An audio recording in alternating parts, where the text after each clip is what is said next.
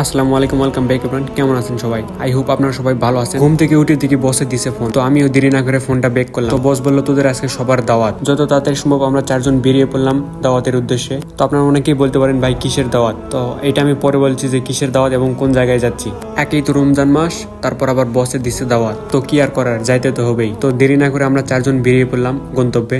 জানি না কত দূর, তবে যত দূরই হোক না কেন এই দাওয়াতটা মিস করা যাবে না, যেহেতু আজকে একটা স্পেশাল ডে এবং রমজান মাস। আর একটা কথা না বললে নয়, আপনাদের কাছে মালয়েশিয়ার আবহাওয়া কি এরকম লাগে জানি না, বাট আমার কাছে অনেক সুন্দর লাগে। মালয়েশিয়ার মানে প্রত্যেকটা জিনিসই সাজানো, রাস্তাঘাট প্লাস হচ্ছে যে বিল্ডিং সবকিছু পরিকল্পিতভাবে তৈরি করা। আর একটা কথা সেটা হচ্ছে যে মালয়েশিয়ার 100 ভাগের মধ্যে আপনার 70 ভাগই হচ্ছে যে গাছপালা দিয়ে ভরা, আর 30%ই হচ্ছে যে আপনার বিল্ডিং বা অন্যান্য জিনিস দিয়ে ভরা। তো আপনারা কিন্তু দেখতেই পাচ্ছেন যে কত সুন্দর সুন্দর হচ্ছে যে ফ্লাইওভার আর বিল্ডিং সাজানো গোছানো, এবং পাহাড়ের নিচে বিল্ডিংগুলা। আমি প্রায় 2 বছর হলো মালয়েশিয়াতে আসি, আর এরই মধ্যে যখন আমি কাজের ছুটি পাই তখনই আমি মালয়েশিয়া ঘোরার চেষ্টা করি। মূলত মালয়েশিয়া আমি যত ঘুরতেছি তত আমার কৌতূহল বেড়ে যাচ্ছে, এই দেশ কত সাজানো গোছানো করে মানে তৈরি করে রাখছে। এই দেশ যেমনই প্রাকৃতিক সৌন্দর্যে মনোমুগ্ধকর, ঠিক তেমনই অপর দিকে এই দেশের আইনও অনেক কঠিন এবং ভয়ঙ্কর। তো যাই হোক, এই দেশ নিয়ে তো অনেক গুণগানি করলাম। বাংলাদেশও কিন্তু কম সুন্দর না, কিন্তু আমরা সুন্দরভাবে তৈরি করতে পারি নাই আমাদের পরিবেশ। বাংলাদেশের প্রাকৃতিক সৌন্দর্যও কিন্তু কম না, যেমন ধরেন কক্সবাজার, বান্দরবন, ময়মনসিংহ, চিটাগাং, সেন্ট মার্টিন, সাজেক, দর্শনীয় স্থানগুলো কিন্তু কম সুন্দর না, কিন্তু আমরা এগুলোকে সুন্দরভাবে তৈরি করতে পারি নাই। আমার সামনে যে পাহাড়টি দেখতে পাচ্ছেন কত সুন্দর একটা পাহাড়, মানে এটা একটা বন, অনেক সুন্দর একটা বন। আর চারপাশে হচ্ছে যে বাড়িঘর দিয়ে সাজানো, এবং কি বলবো, সব মিলে পরিবেশ কিন্তু অসাধারণ। তো আমরা কিন্তু অলরেডি জায়গায় চলে আসছি, আর হচ্ছে যে আমরা কোন জায়গায় যাইতেছি আপনাদেরকে একটু পর দেখাচ্ছি। দেখেন আমরা কোন জায়গায় যাচ্ছি। তো আমরা যেখানে আসছি সেখানে হচ্ছে যে মুফতি আমির হামজা আসছে, প্লাস সাথে আরো 2 জন বক্তা আসছে বাংলাদেশ থেকে। আর একটা কথা না বললে নয়, মালয়েশিয়াতে কিন্তু হচ্ছে যে আপনার বিভিন্ন হল ভাড়া নিয়ে এগুলো করতে হয়, মানে মাহফিল।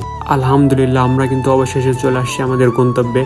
মানে তো আমাদেরকে এখানে দাওয়াত করা হয়েছিল, সো আমরা কিন্তু চলে আসছি সবাই। এর আগে আমি কখনো এরকম হলে যাই নাই, বা এরকম কোনো হচ্ছে যে ওয়াজও এরকম ভাবে শুনি নাই, আজকে প্রথম শুনতেছি। তো এই বড় ভাই আমাদেরকে বলতেছিল ভাই ভিতরে পানি নিয়ে যান, ভিতরে কিন্তু পানি পাবেন না। তো আমি বললাম ভাই আমি তো রোজা, কোনো সমস্যা নাই, ভিতরে ইফতারের ব্যবস্থা আছে।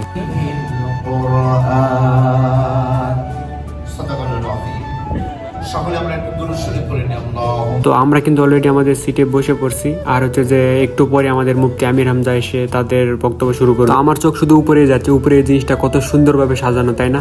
কত সুন্দরভাবে ডাইনিং করে রাখছে।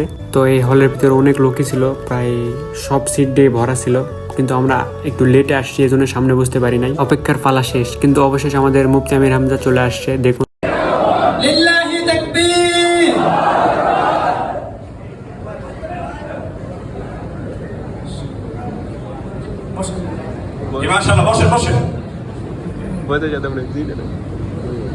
আলহামদুলিল্লাহ আমাদের সম্মানিত প্রধান অতিথি উপস্থিত হয়েছেন। ইন্নাল হামদালিল্লাহি ওয়াস সালাতু ওয়াস সালামু আলা রাসূলিল্লাহ আম্মা বা'দু ফাউযু বিল্লাহি মিনাশ শাইতানির রাজীম বিসমিল্লাহির রহমানির রহিম ইন্না আকরামাকুম ইনদাল্লাহি আতকাকুম সাল্লাল্লাহু আলাইহি ওয়াসাল্লাম। عن أبي هريرة رضي الله تعالى عنه قال قال النبي صلى الله عليه وسلم أوصيكم بتقوى الله إلى آخر الحديث رواه ابن ماجه। প্রথমে নবীকে আলাদাভাবে বলেছে, কেন একবারে করলে মানব জাতি, নবী মানব জাতির ভেতরে ছিলেন না, তাকে আলাদাভাবে বলেছেন স্পেশাল। এরপরে তাম পৃথিবীর আদম থেকে শুরু করে পর্যন্ত যত মানুষ সবাইকে, এরপরে আল্লাহ তাদেরকে শুধু কিতাব দিয়েছিলেন। হাসানাতাও ওয়া আযাবান নার রাব্বিরহামহুমা কামা রাব্বায়ানি সগীরা ওয়া রাব্বিরহামহুমা কামা রাব্বায়ানি সগীরা আল্লাহুম্মা ইহদিনাস সিরাতাল মুস্তাকিম।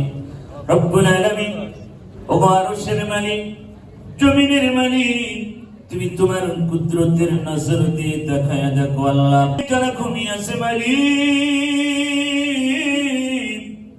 তুমি দেখায়া দেখো রে মালিক, তোমার বান্দা পাগল। আলহামদুলিল্লাহ অবশেষে তাদের বক্তব্য, মূল্যবান বক্তব্য শোনার পর আমরা কিন্তু ইফতার শুরু করলাম, এবং ইফতারের আগে কিন্তু আপনারা দেখতেই পেলেন যে আমরা হচ্ছে যে মুনাজাত করে নিলাম। আর ইফতারিটা আলহামদুলিল্লাহ অসাধারণ ছিল, আল্লাহর রহমতে সবকিছু ভালো আসিল এবং জীবনের প্রথম আমি আমির হামজাকে দেখলাম।